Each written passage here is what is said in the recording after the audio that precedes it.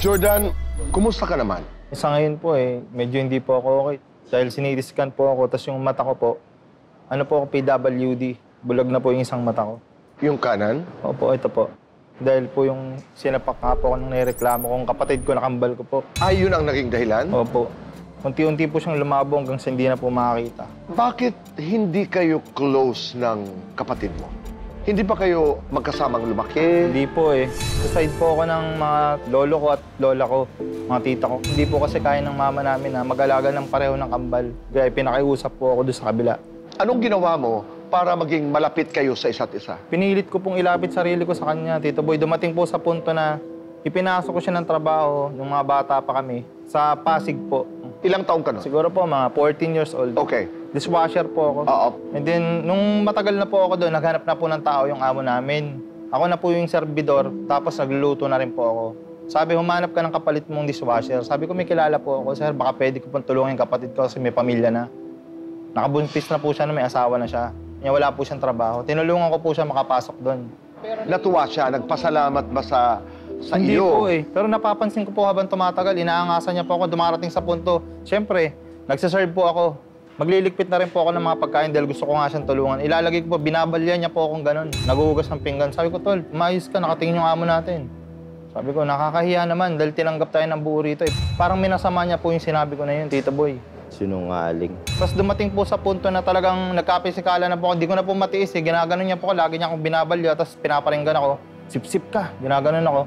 Ikaw ang sip-sip. Nasapok ko po siya. Tapos dumating po sa punto na saksak niya po ako. Pero ayon sa kwento, wala naman daw siyang intensyon na saksakin ka. Gusto ka lang daw niya takutin. Natuloy lang dahil sinapak mo raw siya. Dito niya po ako balak saksakin. Iniwasan ko po. Sinalag ko kaya Pero dito alam mo po yung tumama. version niya na hindi naman daw talaga mananaksak si Jared. Nalaman ko na lang po, nung 3 taon nang nakalipas, nang pinatawad ko na po siya. Kasi dapat ireklamo ko po siya nun Dahil minor de edad kami, ayaw ng tatay ko nakiusap. Buhay pa po papa namin nun. Kuya ko siya, dapat siya yung nagtatanggol sa akin, kakampi ko sa lahat ng bagay. Sumama po talaga loob ko. 3 taon nang nakalipas bago ko siya napatawad at kinibo. Kahit anong hingin, nagpapasabi siya sa mga kaibigan namin na baka pwede akong kausapin. Sama po talaga ng loob ko Ayoko siya makita. Ang gusto ko, napatawad na kita pero huwag kang humarap sa akin. Kasalanan mo rin yun, kaya nangyari yun. Di ang nangyari, Tito Boy, 3 taon napatawad ko siya. Dumating na po sa punto na nagsisi na ako kasi may anak na po ako. 17 years old, nagkaanak na po ako, nagkapamilya.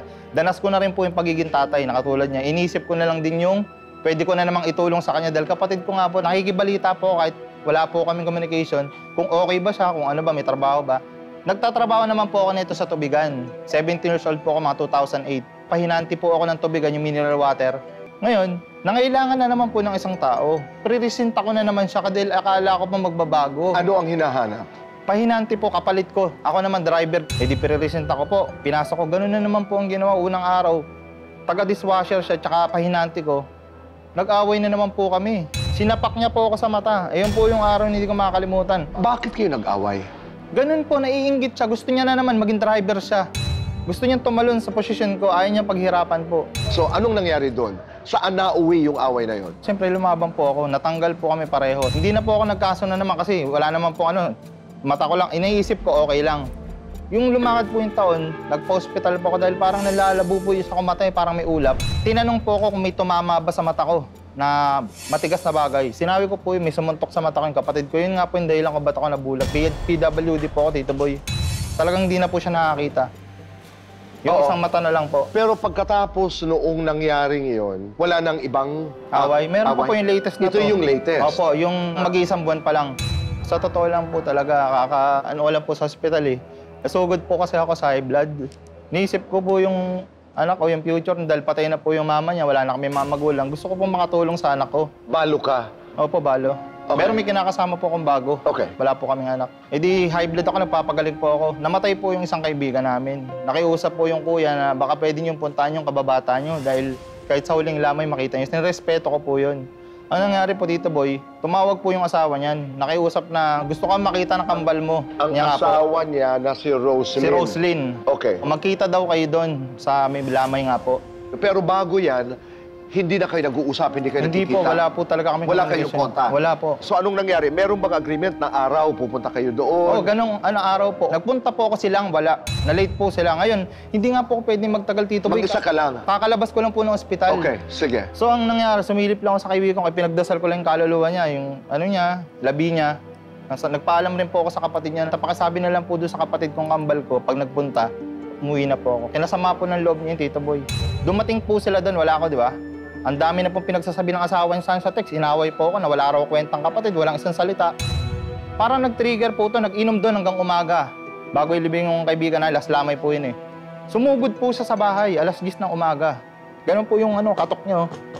Sabi ng asawa ko, andiyan yung kapatid mo. Eh di binuksan niya pinto. Lumusob po sa akin, Tito Boy, kakagising ko lang. Ginanon niya po ako, tapos sinakal niya ako. Sabi ko, Tol, kakalabas ko ng hospital, huwag mo ko anuhin. Ayun po yung dahilan kung bakit po ako dito nagpunta dahil binantaan niya ako. Sabi niya, kung ikaw din naman ang kapatid ko, papatayin kita. Sabi ko, Tol, intindi mo yung sakit ko, bakit ganun, umuwi ako, hindi kita nakaharap. Pasensya mo na. Sabi niya, papatayin kita, lilisik po yung mata niya, parang lasing po siya sa alak. Tito Boy, kaya po ako dumulog dito sa inyo po. Dahil po gusto ko may mamagitan po sa amin para maayos po kami. Yun po yung gusto ko. Natatakot po kasi sa kaya niyang gawin. Dati nasaksak niya na po ako. Hindi po ako nagkakaroon ng peace of mind, Tito Boy. Ngayon, iniisip ko, ang dahil kong problema, wala akong trabaho. Nagagamot po ako, hindi ko alam po paano po ako makakabili ng maintenance kong gamot. Yung anak ko, laki na po ng atraso ko dahil di nga po ako makapagtrabaho dahil bawal na po ako mapersa. Tapos siya, ginanyan niya pa po akong kapatid ko. Imbis siya yung nakakaramay ko dahil may sakit po ako. Dahil wala na kami mga magulang eh. Oo, naiintindihan ko yan. Dasal natin ay sana'y magkaayos kayo. Opo, gusto ko po talaga. Okay.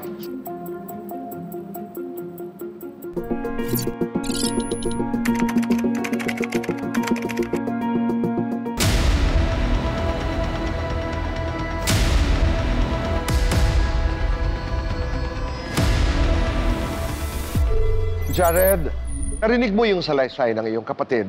Anong nais mong sabihin? Anong kwento mo? Sa akin naman po, yung iba po ron, totoo. Pero medyo may ibang sinungaling, siyempre. Minsan, binibitbit niya yung sarili niya eh. Minsan po, yung hindi totoo doon, yung parang lagi ako po yung masama, pero minsan siya na may kasalanan. Kunyari, nauna lang po siya sa lamay pumunta nun kasi may nasikaso rin po ako. Yung tipong parang napakasimpleng bagay, pinapalaki niya po. Hindi yung totoo. Eh, tuloy, nakasagutan niya rin po yung asawa ko nun. Hindi naman dapat sila nagsagutan doon sa chat yata nila yun eh.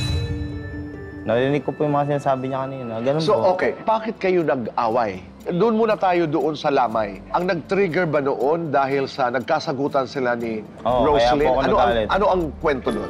Kaya rin po kasi nagalit. Ako po yung inaway ng asawa ko. Sisinungaling daw po ako. Kasi nalasing ka. Oo, yun po yung totoo eh. Uminom Nagalit ka. po siya kasi 2 araw po ako doon, di po ako umuwi. Siya po yung sinisi ngayon. Kaya nagkasagutan. Eh ako naman po, kaya ginawa ko rin mag-inom po dahil sa pakisama at sa ganung paraan mo na lang makakanuli yung kaibigan mo. So, ibig sabihin, nung inaway ka ng asawa mo, pumunta ka kay Jordan. Nga po. At inaway mo si Jordan. Opo. Anong nangyari? Nag-iinit po kasi ulo ko eh. Ayoko nang parang kung kausapin niya sa ako, parang ibang tao eh. Oh. Mabait naman po asawa ko. Ang totoo lang, matalak lang po talaga kasi parang Bisaya waray po kasi. Imbis na pag-usapan ng simpleng chat lang. Nauwi sa mga sumbatan po kasi, pangit po yung ganun eh. Ayun po, minsan kinakaya ko sa kanya, kaya inisip ko, parang ang pangit naman ang ugali niya. Kung ituring niya ako, parang akong ibang tao. Puntahan lamang natin ng mga bata pa kayo. Bakit parang hindi nyo mahal ang isa't isa? Mahal mo ba ang kapatid mo? Mahal po, Tito Boy, sa mahal kasi pamilya ko po siya eh. Oo. Ang inano ko lang po, siguro, kaya po parang medyo malayo ang isa't isa sa amin sa positive damdamin namin. Kasi ganun nga po, sa hindi kami sabay lumaki. Ako po, sa magulang ko ako lumaki sa Fortune. Nabubuhay pa nanay tatay ko po. Ngayon kasi wala, patay na po pareho eh. Buhay pa mga magulang natin, ganyan ka na eh. Bata pa lang po kasi yan, pinilit po itira sa bahay yan, nung mga siguro 3 years old, 4 years old. Naglalayas po siya. Pinipilit niya lumayas, bumabalik siya kila Lola. Naisip niya, hindi siya mahal ng nanay ko. Akong paborito naman siya ng tatay ko. Kaya ang ginawa ng tatay ko, gumawang paraan, doon na lang po tira sa Lola ko. Para walang gulo. Opo, tapos grade 4, grade 5 yata, nagkita kaming dalawa. Wala pa ako medyo isip na, naalala ko na yung bata pa siya, naglalayas siya eh. Sabi ng mga klase, uy, magkamuka oh. Tingin na kami dalawa, oo nga, kamukha nga kita. Kapatid ba kita? Sabi na, yun, magkapatid. Doon namin nalaman na magkakambal po pala kami. Okay. Puntahan natin nung kayo 14. Opo. Ano ang version mo? Kaya naman po nangyari yung pananaksakan na gano'n. Nagtatrabaho po kami sa Pasig sa kalendarya po noon. Ano po, hugas-hugas po ako siya, medyo nagluluto-luto na. Nagkaroon po siyang chicks doon. Ako naman, naging kaibigan ko lang yung babae. Tapos parang minsan, lagi niya na ako inutos-utusan, tapos lagi na sila naglalambingan. Ang dating niya, parang ako yung nagsiselos doon. Kaya ngayon, nag-away kami, nagkaroon kami sagutan doon. Doon, nagpang-abot po kami. Sinuntok niya ako una eh. Eh, ako maglalaba po noon. May hawak ako na parang powder na sabon. Bubuksan ko po sana. Ngayon, bigla siya umambas, sinuntok niya ako sa mukha. Ngayon, pagkadyot ko gano'n, sa lag ko. Dito tumama sa kamay niya. Hindi ko naman siya intention, parang tinakot ko lang sana siya. Hindi. Sinaksak mo ako noon, nakailag lang ako. Hindi. Dibdib ang tama ako. Parang hindi niya ituloy ngayon. Sinapak niya pa no, kaya ang laki ng baw niya dito noon. Wakwak po talaga. Pero nung sinapakan niya, Kasi iniisip niya, sa katawan ko siya titirahin. Pero ang totoo, sa kamay lang talaga yun. Pananakot ko lang para hindi niya ituloy. subali ang version mo may kinalaman sa babae. Oo, parang ganun. Nagsiselos Hindi po siya dahil kasi. sa naiinggit siya Ay, sa ako kanya. pala pinagkakamali nagsiselos. Pero ang totoo, hindi po ako naiinggit sa kanya. Sip-sip po siya eh. Ayun po yung kinakayamot ko minsan sa kanya. Sa pagiging sinungaling niya, sip-sip siya. Doon siya parang nakukuha niya yung loob ng tao kasi nga, minsan ako yung parang nasisiraan niya. Siya yung nagiging mabuti sa paningin na iba. Eh ngayon, So meron talagang problema. minsan po, may ganun talaga. Meron talaga. Pero hindi kayo yung tipong magkapatid na, Tol, halika nga dito, usap nga tayo. Ano ba ang diferensya? Wala pa kayong pagkakataon na gano'n? Wala pa naman po kasi medyo Wala pa. sa isip namin. Kahit anong sabihin sa'yo ngayon, parang wala lang. Nilalabas sa kabilang tenga niya. Tumawid tayo doon nung kayo'y 17 years old naman. Anong nangyari? Kasi nga po, porkit driver ka, kapatid mo ako. Isa pa yun, kaya kinakatampo para laging ibang tao sa kanya. Porkit helper ako, kung lagi pagbubuhatin mo, 3rd floor hanggang 4th floor, mag-isa ako, buhat-buhat ko. Ilang pirasong pabalik-balik ng galong-galong po. Painanti ka, natural lang magbuhat ka. Pinasok kita ng trabaho, gusto mong trabaho, di ba? Di sana kung may push-out elevator, wala, hagdanan lang po. Kasi yun yung tulungan mo yung kapatid mo man, nakikita mo nahihirapan, tatawanan mo pa. Eh, hindi niya ka matulungan. Kaya yun, nag-init dugo ko, nagkasagutan na naman, nagkakapakan kami. Nasuntok ko po yung mata niya. Siguro, hindi ko naman po intention lagi sasaktan. Nadadala lang ako kasi nananakit din naman siya. Tanadyakan niya ako noon, kaya ako siya nasuntok eh. Siya una pong nananakit lagi. Kahit sabihin mo medyo mild lang yung sakit niya, siyempre minsan, nagtitrigger, nag-ano din yung paningin ko, nagdidilim din. Ayoko kasi nang sinasaktan po eh. Sumasama loob ko pag ginaganon po ako eh. It's not too late. Diba? Mga bata pa kayo eh. Ang gusto ko po, Tito Boy, nandito po kami kay Kuya Alan. Kay Ate Pia, Ate oo. Pia, kay Tano, sa inyo po, Tito Boy. Magkaayos na po kami na maayos Oo. talaga. Tapos tanggalin na po namin yung mga dati nakasanayan namin, yung mga Tama. bad po namin. Gusto ko po, yung pagbabago naman po. Magmahalan kami. At pwede mag-umpisa ngayon. Diba?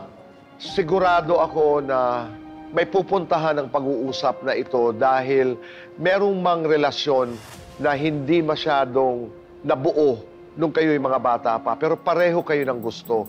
Alam nyo na bilang magkapatid dapat nagmamahalan kayo.